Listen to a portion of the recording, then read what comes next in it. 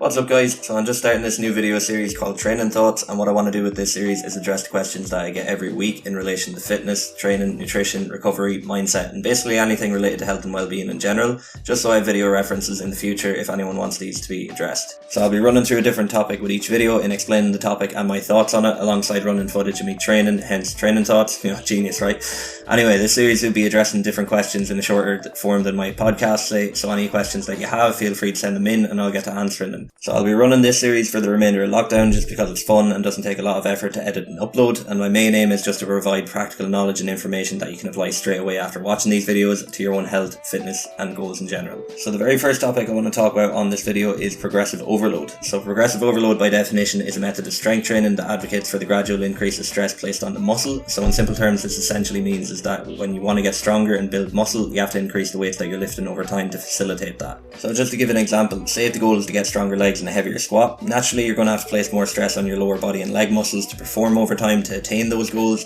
So say person A trains 2 times per week and they start off doing a 40 kilo squat and they find it difficult initially. They keep that up for say, 8 weeks and without moving up any weight at all, so they're still lifting 40 kilos for their squat at the end of those 8 weeks. That person has likely gotten a bit stronger in that time because, the 40 kilos won't be as difficult at the end of the 8 weeks, it won't be as heavy as they've initially felt it, but because they haven't continually placed the body under increased stress over that time when they could have, they haven't optimized their muscle and strength gains because of it. So say on the other hand, let's say person B starts off the same as person A, they're training 2 times per week and they start off on the 40 kilo squat. Like person A, they may have initially found it difficult, however when they noticed it was getting that bit easier and they were getting stronger, they added more weight. Now this doesn't have to be, a huge increase in weight all the time, it can only be like small increments over the 8 weeks, so adding 1 kilo to their squat every 2 weeks. So say at the end of the 8 weeks they're now squatting 44 kilos instead, and because they've continually and gradually placed their body and muscles under greater stress, they've optimized their muscle and strength gains more than the person A because they've applied the method of progressive overload.